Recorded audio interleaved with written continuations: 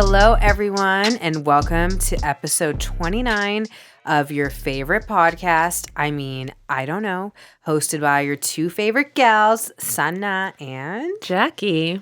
Y'all were one episode away from Big 30. The big 3-0. Just like me. Well, you're already there. So. I'm already there. I know. We're making our way to 3-1. Scary times. Yeah, I'm getting closer to 40 than 30. Well, good God. I have nothing to tell you. I mean, everyone send prayers and Botox. So I want the Botox right now. I turned 30 and the white hair is just sprouted everywhere on my head. Yeah. And then I'm noticing lines in my forehead. Mm-hmm. I'm that's the initiation. Yeah. Welcome. Day 1 of 30. Day 1 of 30, your body knows. It's wrinkle time. Gray hair time. Yeah, every time I wash my hair, which is every other day, and I blow dry it, I'm I always find one. I know. Oh, I've got so many now. And I'm so bad because I pull them all out. I know, me too. I heard it's a myth that they grow back in multiples. I thought you were just smart because you're just plucking out hair, now you're thinning your hair out, basically. I mean, it's a white hair. I don't give a crap. It shouldn't be there anyways. You know what I mean? It has no business being here. It has no business. If it comes back thin or however it wants to come back. That's the thing is that it doesn't come back. Well, that's fine. I don't want it back. No, but then you have thinning hair where you could dye it. I don't have that many grays. Okay. It's not that many. Anyway, let's get into it. We got off track real quick. We did. That was not in the outline. Yeah. All right. Weekend recap. Let's see. What did I do? Honestly, I feel like this is a very chill weekend, which I have a lot of. But no, nothing really. Saturday, I woke up very late. I don't know. This time change really threw me for a loop. Same. I mean, I feel like I'm now getting used to it. It's taken me. I feel the same way.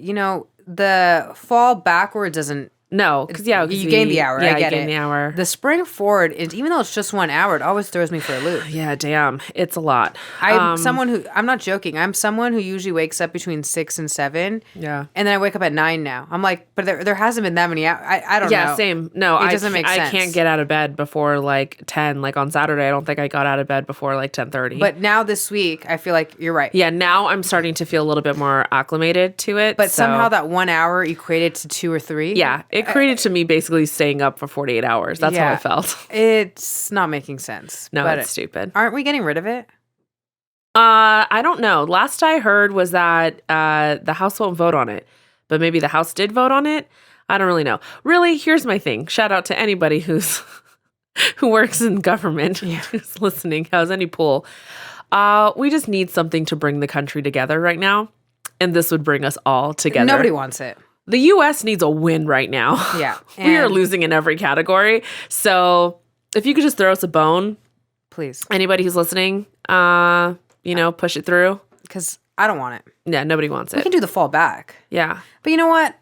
I don't know. I kind of like it being light out. I don't know. It would just be... Let's just keep it this way. Yeah, you would just get rid of it altogether. There's just get rid of it in this way. But we would have to decide which way we want to get rid of it, right? I don't know. Maybe you get rid of it with both? I don't know how it works. Anyway. All right. So didn't do much because I was recuperating from the time change because I'm so old.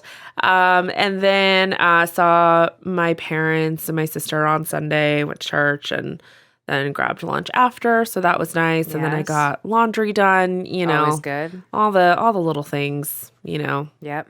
Cleaned up, put things away. Adult things. Adult things. Yeah. Not fun adult things, but adult things. We go through them. What about you? Also, very chill weekend. I've had a crazy month, so I really appreciated not having any plans, and I purposely made no plans. Very happy about it. Also did laundry. Finished the season 4 of You. I know you don't watch it. I know. But Important. It was a curveball. I will say that much, ladies and gentlemen.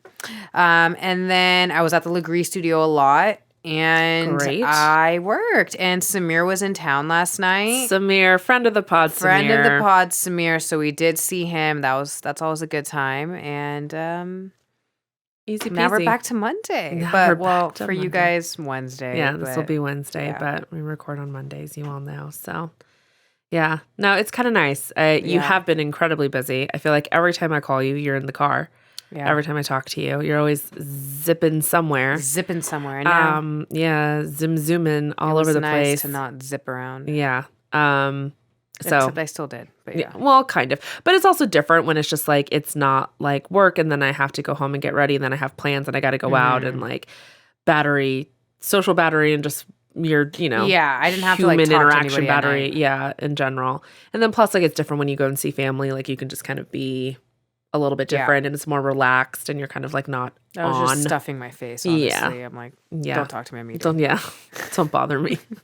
Carl Jr. commercial. Yeah. So not much going on in the land of pop culture. Nothing we need to explain to a millennial. Yep. Nothing we found. Nothing I'm we sure there's found. I'm something. sure there's always something, but nothing that is of note as of late. So, someone can come up with some drama in the celebrity world. We're always here for it. We are always here for We're it. always here for the drama as long as it doesn't include me. Yeah. So anyway, today's topic, Very different. very different. We're going in a little bit of a different direction. I don't want to say this is a follow-up to my explanation of kind of the pilot and that whole thing. No, it's a little different. It's different. But today we are talking about my therapy journey thus far. But how it impacts dating. And kind of what I've learned from it. I've shared a lot with Sana. I tell her a lot about my sessions and what I learned, my crying appointments. Yeah. If anyone's ever been in therapy, you know that that's exactly what it is. But really kind of we've talked about how it does show up in how we navigate the dating world. And I mean, just life in general, but kind of how it shows up in our choices. Which is interesting. There's also a lot of misconceptions on what therapy is. Yes. And not that I've been, but just like I've learned a lot from you. Yeah. And a lot of people associate it with the negative thing or like I need help or like there's something wrong with me. And it's not what it is at all. Or people also think it's just like you hire someone to just listen to you blab all day. Oh, God, yeah. And it's not that either. Oh, it is not that at all. No, but it's true. I think everyone talks about, I'm thankful now that most people don't talk about therapy in hushed tones anymore. I think that was definitely from our parents' generation. Yeah. It was a very much a like, she's in therapy. Or they didn't want to put their kid in it. Oh, even though kids that like really needed it. Oh, yes, absolutely. Yeah. You just swept it under the rug. And I think this is something also within culture. For me, culturally. Where it's like you don't even, a lot of people can't even talk about certain things with their parents still. And it's just like, whoop. Yeah, you just sweep it under the rug. Yeah. That's something very much in Hispanic community. You sweep it under the rug. I mean, there's difference between like gossip and like the chisme that like goes on about family drama. Yeah. But if there's like something serious, you don't talk about it. Like you just don't. And if there's something that you feel you need to discuss with someone or get professional help, it's like, no, it's, it's so true. It's, in the Asian community, in the brown communities, it's very prevalent where like, I mean, even our generation with some of our peers, they have a hard time discussing things with their parents. Yes. Because their parents are like, no, like that can't be, or we don't talk about this. Or like, it's different. Yeah, it is. It's just the mindset is very, very different in our, in our parents' generation. And again, it was always like, you must be crazy if you need professional help. When in reality, that's not it. You don't have to have something that is, I don't know, like bipolar or schizophrenic. Or it doesn't have to be anything, that wild or that outlandish for you to need therapy. So I'm very grateful that this generation or our generation and then the generation after has been very vocal and open about it. Totally. When I started therapy, people were like, well, so how are you? I'm like, well, I started therapy. Yeah. It's so you can speak about it so easily. Yeah. So freely. And nobody's judging you. No one judges If anything, people applaud you. Yeah. If anybody, everyone's like, oh, that's so great. Like, how are you liking it? How is it? And you can sit there and I'm free to, in conversations, I can freely say like, oh, well, I was talking to my therapist about this. And they're like, oh, cool. Well, it's not like a, oh my God, like you have a therapist. Yeah. Like, Before, so and I agree with you, before it used to be like that. very much so. So I'm thankful that everyone is very open to it because we're very much mental health advocates on this show. But I think now just even being more open to discussing is great. Totally. I've been in it for about 6 months. 6 months. So what made you decide to get into it? Or how did you decide you needed therapy? So I think the major catalyst was the pilot. You better send him that bill. Right. I really should. And it was because if any of you didn't listen to the previous episode or don't know the situation, basically situationship for about 5 years. What I did learn from my therapist is that he did tell me that he did not want a romantic relationship with me, but because it wasn't in the way that I wanted to hear it or needed to hear it, I disregarded it. People think that it's just you hire someone to listen to you blab and cry for an hour or two. And that's exactly not it. Your therapist will tell you, if you have a good therapist and an honest therapist, they will tell you things that are very hard hitting. So I remember when she told me that, because that was basically the question, is she was like, well, what brings you here? Yeah. I was like, what doesn't? It's a shorter list. But I had told her about why I want to know why I make the decisions that I do. And I want to know why I choose the men that I do. And why do I get hurt by things the way that I do? And they stick with me. And I mean, like they like stay stuck on my heart for so long. And I don't know how to let things go per se. But basically, again, the catalyst was the pilot and again, situationship for about 5 years. And then finally there was kind of a situation that broke the straw that broke the camel's back. And I was just like, I need to be rid of this because I clearly am not being chosen by him, but yet why do I continue to stay and fight? And so what's happening? Something deep within me is happening. But because I think it was on such a subconscious level, I wasn't aware of it. Yeah. Well, you were aware to the extent where you knew you deserved more. Yes, but why? But you couldn't let go of But the the question was, attachment, why am I not picking more? Yeah. And why am I not choosing more? That's a great point. Knowing you need it, but also picking it are two different things. Two very different things. Yeah. And that is where I found myself, was at that kind of crossroads or the juxtaposition of, I know that I want more and I want more. I want better for myself, but why do I choose bad? And why do I continue to choose a path that I know does not serve me in the way that I need it or want it? Which I think some people can kind of relate to, especially when in the dating world. This is something I think everyone kind of comes up against. It's like, why do I keep choosing this? Why do I keep going after this? Because there's always deeper meaning behind it. There's always deeper meaning. And so I knew that there was definitely a lot of stuff in my adolescence and childhood that played a role in it. But again, I'm aware that I had daddy issues, but I didn't know how deep and truly what that means. Because again, I think that's also like a very, it's a comical statement that we all make, you know? It totally is. It totally is. And, there's that meme account, daddy issues.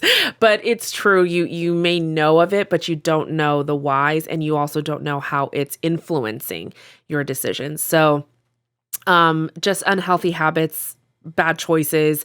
And so I just know that I knew that I needed more personalized help is really kind of what drove me to finding. And I always wanted, I think I've talked to you about this multiple times. No, you talked about wanting to start the journey for a while. Yeah. And is another thing, right? Talking about it versus making the step to do it. Yes. It's hard. Very different. Two very different things. Very different. And that was something I had talked about therapy for a very long time, and just like, I need to start. And I'm thankful that it happened when it did, because I did find the right therapist for me. It was actually a friend who referred her to me, which was very, very helpful. And also it was, a family friend's like her therapist when she was going through some crazy so stuff. it is nice to have like a referral in the sense where you're like, well, I had a great experience with her. Yes. Versus blindly picking, because I know that can be challenging too. You have to find one that matches you. Yes, you have to find somebody that matches you, that kind of gets you, understands you, knows how to speak to you, because that's you're talking about a lot of deep shit, and you're talking about a lot of deep-seated wounds, the childhood wounds. Probably things you also haven't shared with other people. Oh yeah, there's definitely things I've told my therapist that I probably have maybe told like one or two people. Yeah. And there's other things that I just have never told anyone else. So you also, you want to pick someone where you feel safe and comfortable. Oh, for sure. So that can be a lot of trial and error. Like I know a lot of people that are like, you have to go through a few until you find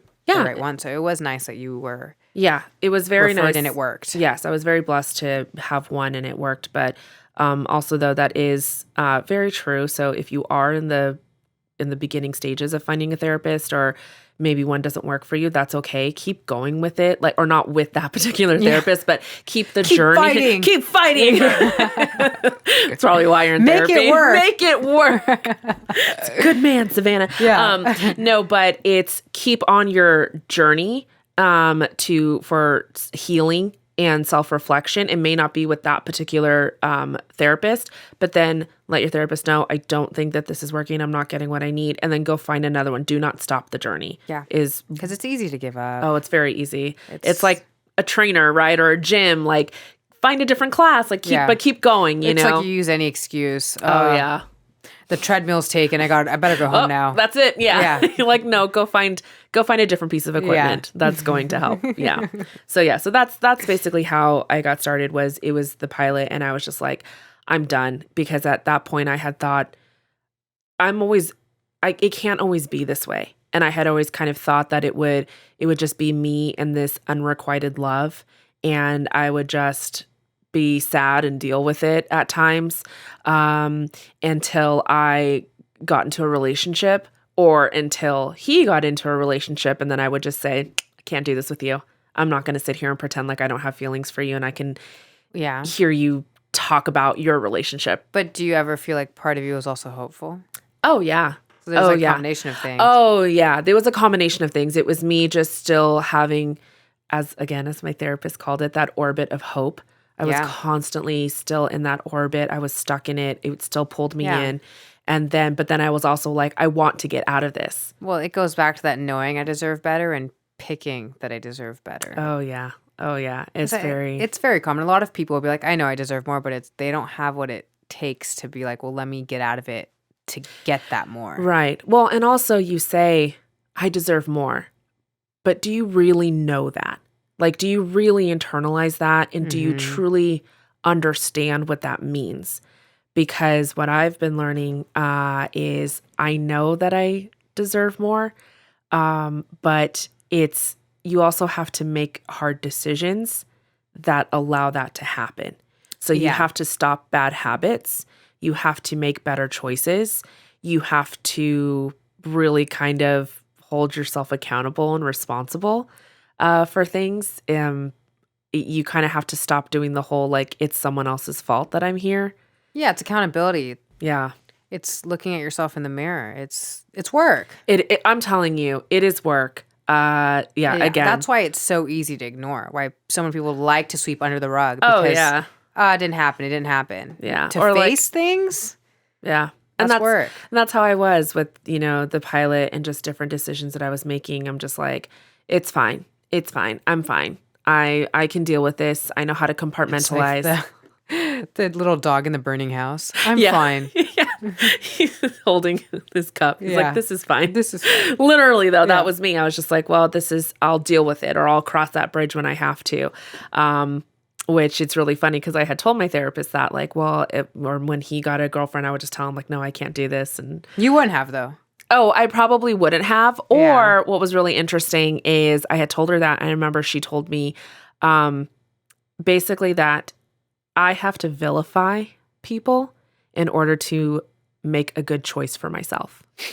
And I was like, huh.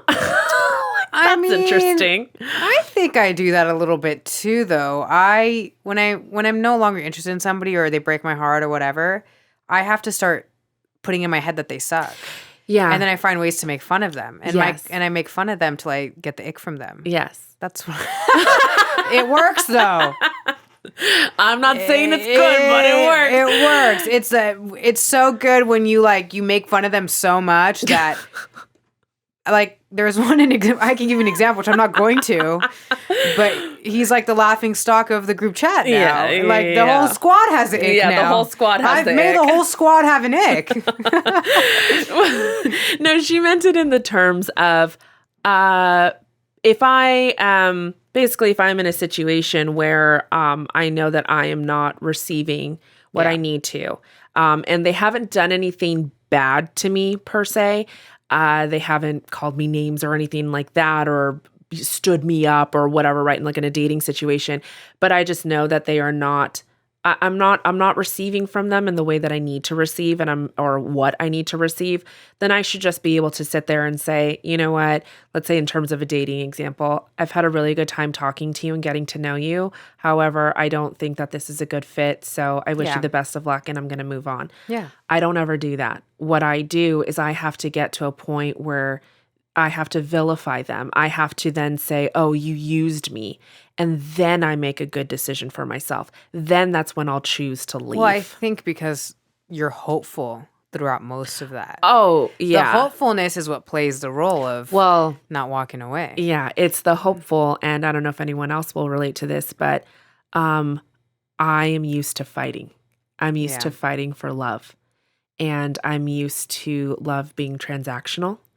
And I am used to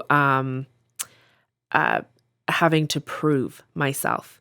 And that if I show you that I'm worthy and worthwhile, then I'll get it. That's where that comes from. So the hope, it is kind of encapsulated in that nice little package of, oh, it's hopeful. But what I'm really doing and what I've recognized is it's really just, I'm fighting for you to get to love me. So is it like one of those things where it's like one day he'll realize, one day, if I do this, he'll see the catch I am. Yes. Oh yeah. That was just a matter of time until he realizes. Yes. It's just a matter of time. Or again, because in my childhood and adolescence, with my dad in particular, and then this is no way an attack or dig at my father, but just within his own limitations, the way that I was raised love was very transactional. And he was happy with us when we were doing well and when we were doing good. But the minute that we didn't do correctly, you could feel the disappointment. You could feel the irritation and the frustration with us. And all of a sudden, I didn't feel like I was loved. So I knew that I was loved and taken care of in that sense. I was provided for. Yeah. My parents are great people. They truly, truly are. They are two people that will give you anything that they have. They'll give you the shirt off their back. However, emotionally, I was not taken care of in that way. So that's when I felt that it was transactional and that, well, if I did things to make dad happy for me, with me, I got good grades or, I didn't mess up here or I was thinking ahead or, then I felt love. And when I messed up, I didn't feel loved. Mm-hmm. So that's where I am with men. And again, I hope this reaches somebody because it can be very helpful in understanding that this is then why I stuck around for so long. If you find yourself sticking around in a situationship or even a relationship that is not serving you, really kind of think about that is do you see love as transactional? And that's why I stuck around so long in the situationship because I was I'm going to prove myself to you because that's all I have ever known. I think that's really common though. I think a lot of people suffer from that. You have to see my worth. Yes. And it's it's just a matter of time. Right. And it transactional, like we've talked about this before. It's well, if I give him this, if I do this, then he's going to realize, but he's never going to realize. It's never going to happen. No matter what you do, it's not. It's not. It's not. And and that's the thing is, again, like how we, you know, like how we learned to love as a child, or what we learned, right, what love is as a child or adolescence, like that's what we carry into adulthood. There's like this saying, like how you were parented, or I think like, yeah, how you were parented when you were younger is like then how you find a partner when you're younger. Don't they also say that you look for a partner like your dad? Yeah. Yeah, because, well, that's if you have daddy issues. Don't they say that though? No, but it's true, which is exactly what I was Yeah. doing. Like if I really truly broke down the pilot and list everything side by side next to attributes that my father has, literally almost the same person. Like it's really scary. It makes a lot of sense. So the theory's true. The theory is true. At least it is for me. Because again, that's what you're doing, is you're actually just trying to, when you're doing all of that, when you're sticking around in a relationship or situationship, you're just trying to give that inner child, right? The childhood of you or yourself or whatever, that love. That's what you're trying to do. So by sticking around in that situationship and trying to get him to love me, that was really truly me as a child trying to prove that I'm worthwhile to my dad. That's what that means. So, and again, that's not fun to hear. So if you think that therapy is just this like good You get time, to bitch and you get to whine. get bitch and moan, and someone's like, I understand. It absolutely is not. No, someone's like, no, this is why. Yeah. And you're going to have to deal with a lot of things from the past. Absolutely. No, it's not easy. It's not easy at all. It's not. I mean, I applaud you because you even talk about how much strength and growth in the last 6 months. Yeah. Yeah. It does feel like at times where I take like 5 steps forward and then I take 10 steps back. But that's the journey, right? That's a journey to anything. Journey to success, journey to anything. Very true. Is not a steady line. Yeah, it's not linear. Yeah. It's not linear. It's always up and down. Very much so. And it's going to be. Yeah. Can I just say for the record though, the pilot is still single? Okay. I just have to let that out there that he's the issue. That's very true. He to this day. Now it's to this been minute. year. Yeah. He's still single. Yeah, he's so still single who's for a really reason. the problem? We've talked about this a little bit, but how do you think you have, or how do you think what you've learned will now impact your dating life? It's very interesting because I feel like, again, once you finally start getting in and digging into like the adolescence and your upbringing and again, the wounded inner child, which is a very real thing, by the way, everyone. Like, I know, again, it's one of those things of like, oh, your inner child, but it's 100% very, very true. This is what you're trying to heal. I recognized how much it was showing up in the little things. I remember I had one session with her where I was saying how I get so hurt by ghosting. Yeah. And then I always have to chase. And I always have to like, the minute I feel someone is pulling away from me, I start obsessing and I start going crazy. I'm like constantly checking my phone, looking at my phone. And I've talked about it here on the pod too, how ghosting hurts so much. And I am just so like, ugh. Like, I know. We're very different. Like, I don't appreciate it, but to you, it's like, it's unacceptable. Right. It's completely unacceptable to me. And it's funny because, again, where that comes from, because I was just like, I asked her, I was like, why? Like, and I even told her about you. I was like, my friend, something I admire about her is that she's just like, whatever. Like, the minute you're not into me, that's a turnoff to me. Then, like, fine, I'm good. Like, and if you want to ghost me, whatever. But for me, I'm like, I hang on to this. I internalize it. I'm just like, what the hell? Like, how could you be so rude, blah, blah, blah. And it came out because from childhood, I know how to survive on very little love. And so if you find if you find that ghosting bothers you, or if you find that you, when someone pulls, you start chasing hardcore. And I know people have talked about like anxious attachment, styles and all this different stuff. That's basically, I know for me, that's where it came from. And it probably is the same for someone else, is because I remember this very vividly. I had a plant behind me in my background because we're on Zoom when we do this.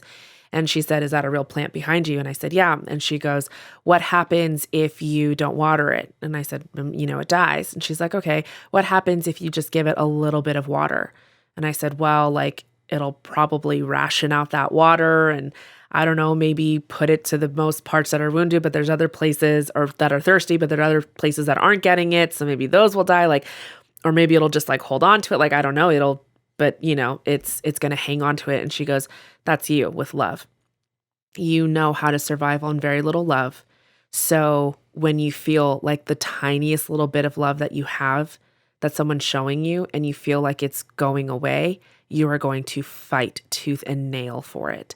And so that's why ghosting hurts so much, because it's just kind of like that reminder of you're not worth the love. You're not worth the time, the energy, the effort. Again, it goes back to like validation, but also because I can sense when love, quote unquote, is being pulled away. So in that water, right, I'm going to hold on to it as tight as I possibly can. And so I was like, oh God, like this makes so much sense. It does. That's a really good analogy. Yeah, it was really, really good. And I remember it vividly. Because again, I hope if anyone's listening and has been ghosted, and you're like, yeah, like I get hardcore upset about it. Yeah. I think it's also just, I have two levels of ghosting. I have the, if I've met you, then that's a bitch move. Like, yes. But if I haven't met you, it doesn't really bother me because it's like, oh, you don't really owe me anything. And I know you feel differently. I feel so different. But I think if you have met someone, then yeah. Yeah. No, definitely. Meeting someone and then completely, it's like, come on. I also think that it's just a level of human decency. Yeah. Just like, just would you not show up to your dentist office? Would you not show up to an interview? Would you not show up to an appointment? Like, no, you actually call and just say, hey, I can't make it, So if you wouldn't ghost like a nail salon, like why would you ghost someone that you were anticipating getting to know and to date and possibly? Well, I think it goes back to just they like to sweep everything under the rug. Yep. That's the thing. No responsibility, no accountability. Yeah, no accountability. So that was really interesting how that showed up and because I ask her all this because I'm just like, why does this happen? Yeah, you want to know. Yeah. Also just choosing unavailable men.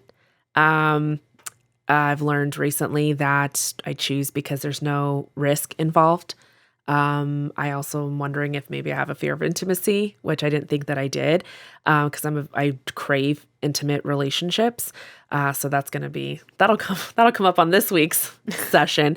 And then I think this is one that we kind of share is romanticizing people, romanticizing relationships early on. Yeah. I think that's a woman problem. Yeah, but usually there's a deeper issue sometimes with it. Not all the time. I'm not saying that everything, it's not like whenever somebody has a dream, it's like, let me interpret that. It's like, no, bro, it's just a dream. Like I had too much Taco Bell. Like, I don't know. Too much Taco Bell. Like I just, I had this and this happened. But yeah, romanticizing, and, just putting people on a pedestal. Yeah. Basically. And I don't know, just, accepting whatever they say as like truth and gospel. And again, I do that with men a lot because what I'm used to from, again, what's ingrained in me from childhood, adolescence is whatever my dad said about me, that was the gospel, that was truth. It's not the case. That's not accurate. That's not real. Yeah. It's somebody's opinion. And you have to remember that sometimes with our parents, they have their own limitations. They have their own emotional limitations and understanding, and they have their own things that maybe they haven't gotten counseling for. So then it just gets projected. And as a child, you don't know that it gets projected. Yeah, you're a kid. Yeah, you're a kid, so you have no idea. So growing up, that's like all I knew. And so that was interesting to kind of learn.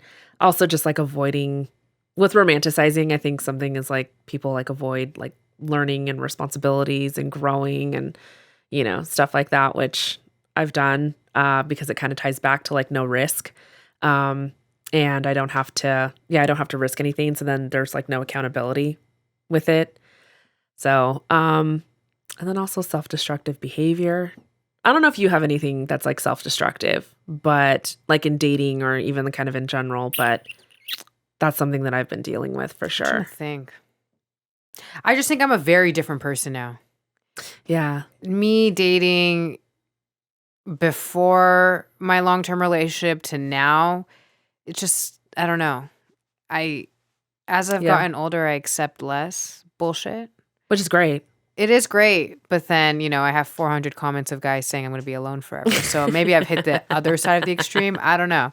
But yeah, I can't think what would be. I'm sure, because I think in my mid-20s, I really struggled with having to prove myself to a lot of guys. Yes. But see, for me, that stemmed off of because I didn't have my career in check. Yeah. And that came from that because I felt like, well, guys were judging me because I didn't have my career in order. So I had to like prove myself in like other aspects. Yeah. So faced with that I remember talking about it with you all the time. Where it's just I remember like, that. why wouldn't anyone take me seriously? And I knew it was because like, well, I was that girl that didn't have her shit together. Right. And which like can be valid in some areas, like because we think the same with men, right? Like if I remember, I feel like this question has been posed to us a lot whenever we have people on the pod, and men always ask like, well, would you date a guy who's a gas station attendant? And we always say no, but it's not for the reason of, money or just like, ew, I'm above that. It's more just like, well, what does that indicate? Like, does he have any aspirations? Does he have drive? Does he have ambition? What does he want for his life? How old is he? Like, what's going on in the background? I have this desire for myself financially and where I want to be. Can he match that? I think the difference is between men and women. Women don't want below what they are. Right. They want where they're at or higher. Yeah. But men, a lot of them are very visual. So for a hot chick or a good looking chick, they will go below. Yes. Because for sure. Generally, not all the time, but generally speaking, men are the providers financially. Right. So for women, we have a hard time choosing below us. No, it's very true. And no matter what level you're at, right? You can be at any level, but a lot of women won't go below to where they're at. No, very true. Like 99%. No, it's very true. But yeah, so it's just, I understand like where they're coming from, but going back to kind of just the self-destructive behavior of, I have to prove my worth. And that was the thing. It's like, I shouldn't have to prove my worth. You shouldn't have had to prove your worth to anybody. And if you find yourself in that situation where you're having to prove yourself, then that's not the right situation. And that's kind of what my therapist has taught me, is just like, you also, she had said, oh gosh, I'm trying to find it or remember it. I thought I wrote it down. But she had said something about I pick people that I have to fight with. Like I pick people that I have to prove myself to. Purposefully. And again, it's more subconscious because what I'm really trying to do is my inner child is trying to prove to my dad that I'm worthwhile. And that's what I'm doing now as an adult. That's how it's showing up, is I choose men and I choose people, again, specifically men, that I have to fight with them. That's exactly what I had to do with the pilot. I was constantly trying to prove myself. I can't tell you how many times I thought like, well, maybe once if I get like a more career type thing, then he'll be more interested. Oh, if I lose a certain amount of weight, if I start like on a health journey or whatever, then he'll be more interested. Oh, if I start making more money, because he talks about having like, someone who's on the same level as him, then I'll be, I'll finally be what he wants. That's like, what the hell? No, like, what's wrong with you? So, but you're not the only one with these issues. No, not at all. Because again, I think something that women say all the time is, I don't know why I attract emotionally unavailable men. I don't know why I attract losers. And it's like, baby girl, you don't attract them. Yeah. You choose them. Yeah, you pick them. Exactly. You pick them. You're choosing. And that was a hard truth that I had to learn, because I was like, I don't know why this happens to me. And she was like, because you but it's a cop out, right? Because you entertain it. Yes, exactly. You don't have to entertain it. Exactly. They can hit on you all day long. Yeah. You can't, again, we've said this before, you can't control who's on a dating app. You can't control who comes up and talks to you necessarily. But what you do control is who you then talk back to, Yeah. who you encourage, who you have a conversation with, who you give your time and energy to. Yeah. So no, I attract bad men. No, you don't. No. You choose. You choose bad and you men. allow them. Yes. That's a big. You allow them. Yeah. So, and that was part of, you know, the one of the hard hitting things is she was like, you choose people that you have to fight with. Like, so that's one of your issues. You need to stop, because what you're really trying to do is you're trying, again, that inner child is trying to fight with my dad and show, hey, I have worth. Yeah. You know, like, love me because I am I'm valid. I need to be validated. Absolutely. So yeah, it's again, the subconscious, trying to heal old wounds through current situations, you know, is how it's showing up, for sure. You know, which is what I'm learning. Yeah. And that was that's a big thing to learn and understand, that you really do have an inner child that just wants to, my case, just wants to be loved, just wants to be validated. And it's hard because I'm direct opposite of my dad. And it's just one of these things that he just doesn't understand. Like, I'm not in his wheelhouse. Like, the very empathetic, sympathetic person, emotional person that I am, like, it's just not in his wheelhouse, so he doesn't get it. And he didn't get it when I was obviously, like, when, you know, I was growing up, which 100% impacted. So that's why I am where I am, right? That's why I'm choosing in self-destructive patterns and things, because I also took whatever he said as gospel. And I don't know about you, but like, the things that your parents say when you're growing up and when you're in your adolescence, and I don't know, maybe it's different for boys. I don't think that it is, but I'm sure you could probably look back on and think of things that, like, your parents have said to you and you've just, like, really internalized. Yeah. And that was me. Like, I've just, and which is valid, and that's what's supposed to happen in a way, because that's what you know as truth as a kid growing up. You don't know anything else.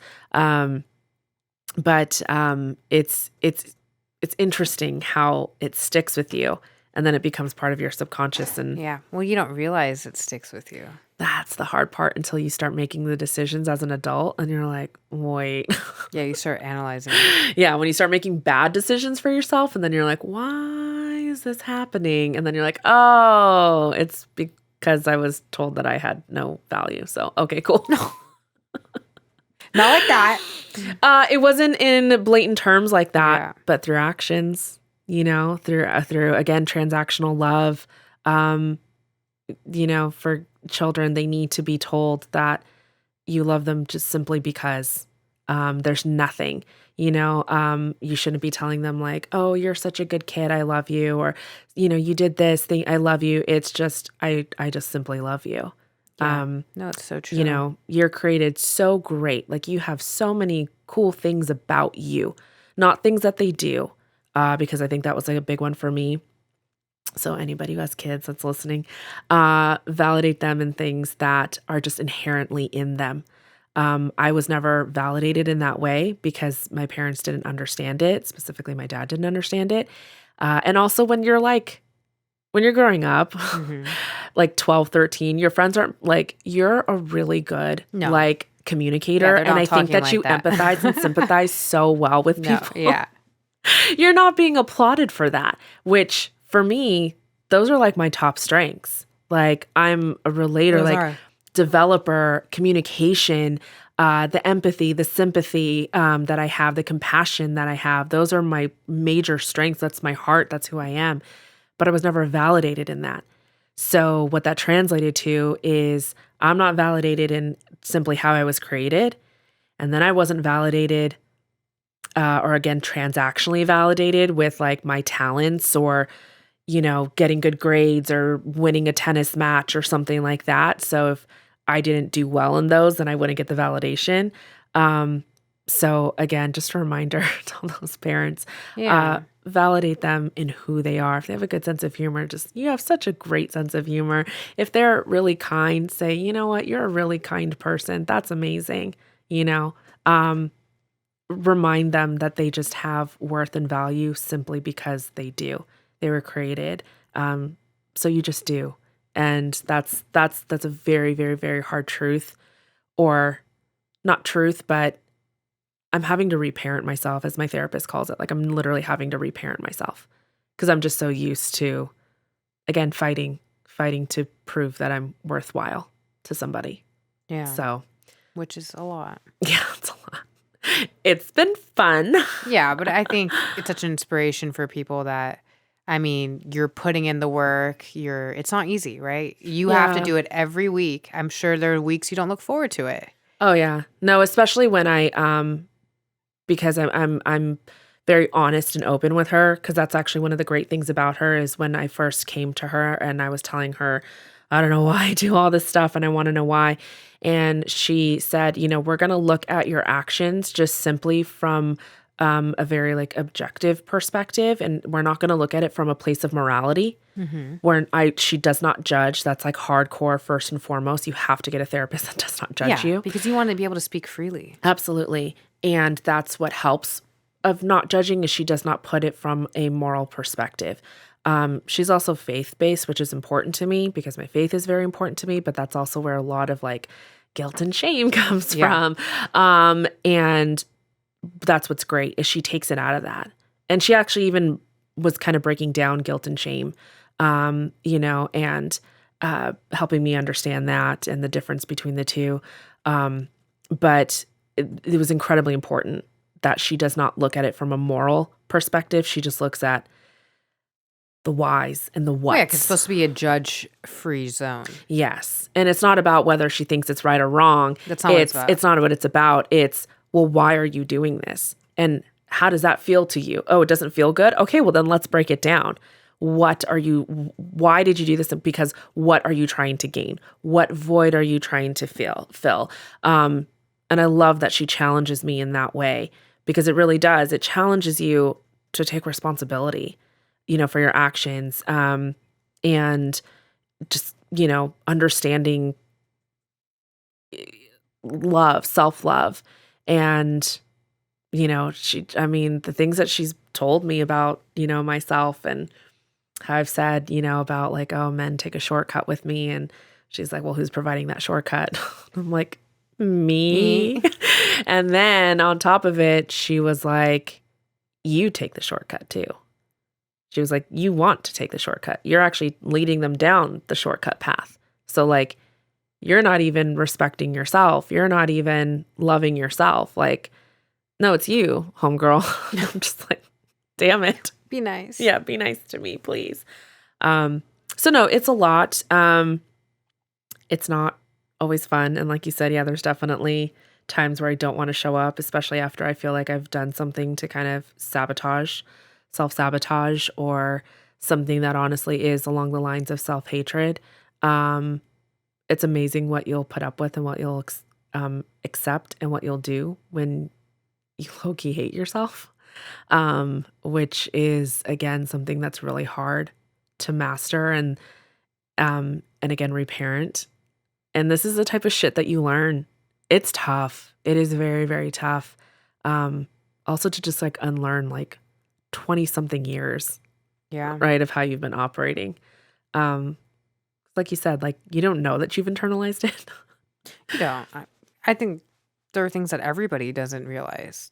It's not even just, it doesn't have to be so apparent. Like, I'm sure there are things about me and Caesar and throwing Caesar into it now. Throwing Caesar into the mix. Not, there are things that you don't realize. Like you said, subconscious. Yeah, it's completely subconscious. And then your childhood, everything molds you. Oh yeah. It's very interesting. So that's why I do encourage, like, again, you don't have to have major issues. You know me. I don't have like major issues where I'm doing things that are just like, homegirl, like you're coked out every weekend, you're crackhead. You're not shooting up heroin. I'm not an alcoholic or things of that. Like, again, not saying you're that, not at like, the strip club. Yes, I'm not, I'm not on the pole. But for the like, right price.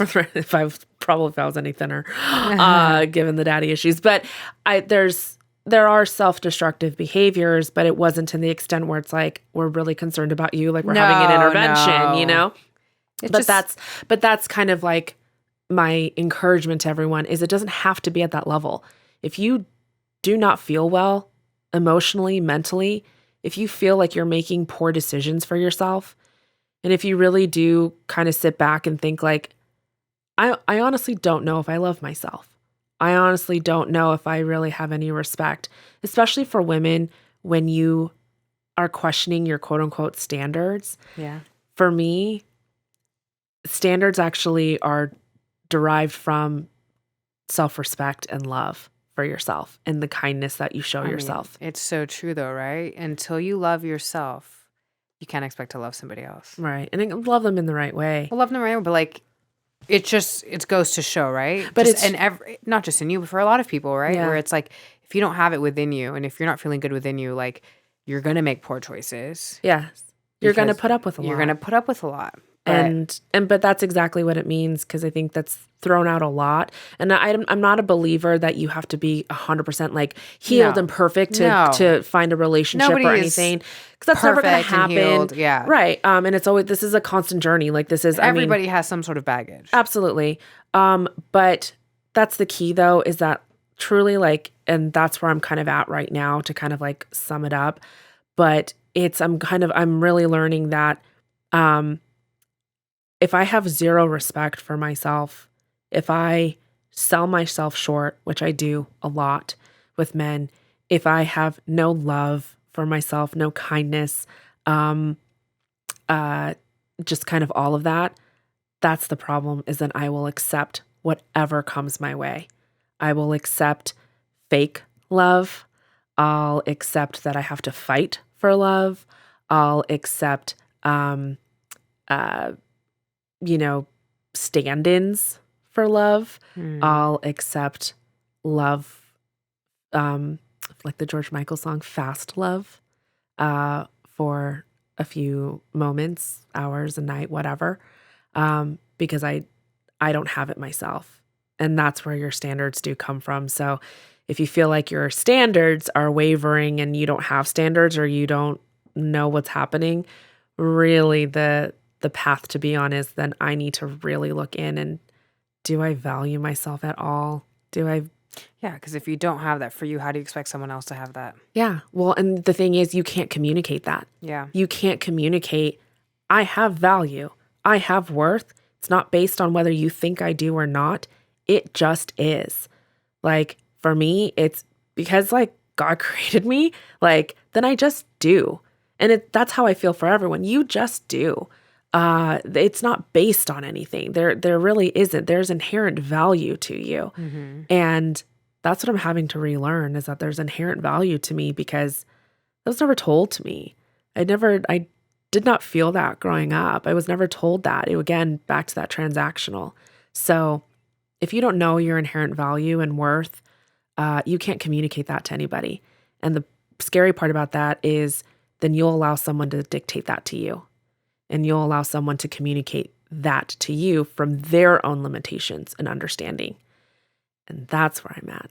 And that's been the problem, to kind of bring it back full circle, because that's why I was in the situationship that I was in. So it's been tough, but it's been good. It has been good. And I think you are doing the best thing for you right now. Yes. And I see the growth. And I think a lot of people can relate to this. I hope so. And it's not easy to be this vulnerable and sharing. Yeah. No, it's not. It's not easy at all. I'm really proud of myself that I didn't cry. We're getting stronger. We're getting stronger. Like I always say, it's like now you're pressing on the wound, but blood doesn't come out. Yeah. Maybe it's just a bruise now. Like I want to get to a point where there is still a scar. I'm proud of scars. I don't care about having scars, but I want to be able to press down on that scar and it not hurt.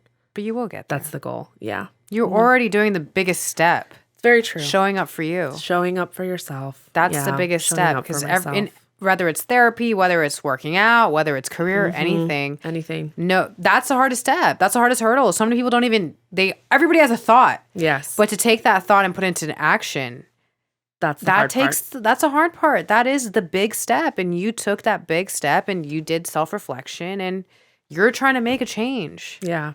So that's a lot you can say, you know? Yeah, that's the thing. It's just like, I'm on a journey. Like the first step is the hardest. You got to start somewhere. I applaud you for that. It's not easy. Thank you. You're doing great. Thank you so much. I appreciate it. No, I do. I do have to say that sauna is very encouraging. And what actually really does help as well, along with having a therapist, is actually having friends that you can talk to about your journey. Sauna has been amazing. Another friend of mine, Suna, and like Athena, like I have people that I can talk to about my journey. Jackie earlier told me that I would be a terrible motivational speaker. So I said I wanted to get a dog, and she was like, I think you need to try that with something else.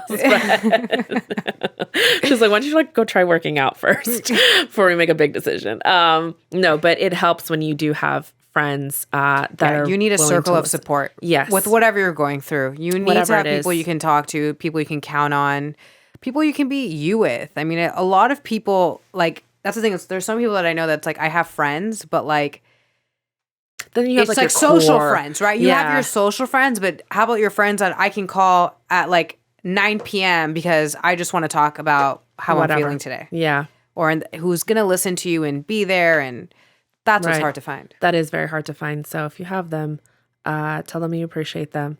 Tell them that you value them.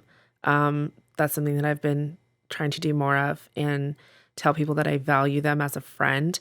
Because again, I think something that plagues us as a society is nobody being told, nobody being validated of who they inherently are.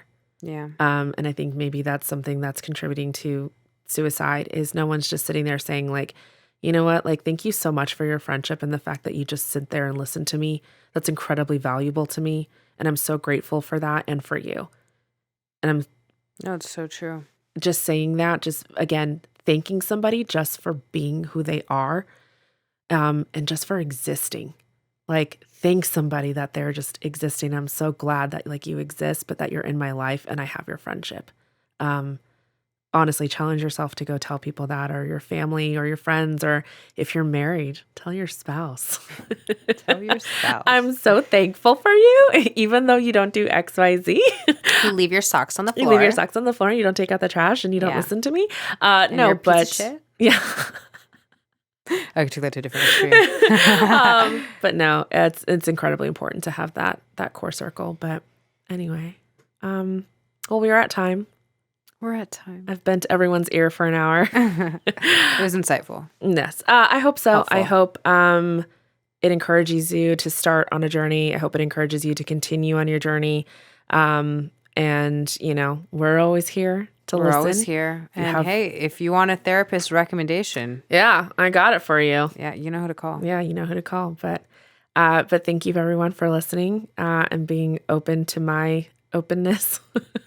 My journey. Yeah. But no, hopefully again, it was helpful towards people. And, you know, if you're dating and you're like, yeah, that makes sense of why I do what I do. Unhealthy patterns. Yeah. Unhealthy patterns, behaviors, choices, all that good stuff, fun stuff. We're the need to just hop from relationship to relationship. Oh yeah. I'm speaking to all of you because there's a lot of you. Yeah. This is, yeah. Sweep under the rug. Yeah. If you find yourself doing that, I know we didn't touch on it, but it is something. If you find yourself hopping from relationship to relationship, pause, take a moment, do some self-reflecting, maybe maybe you don't feel like you want to go to a therapist, but maybe grab a book. Yeah. Maybe listen to a podcast. A relationship is not the answer. Relationship, you're avoiding.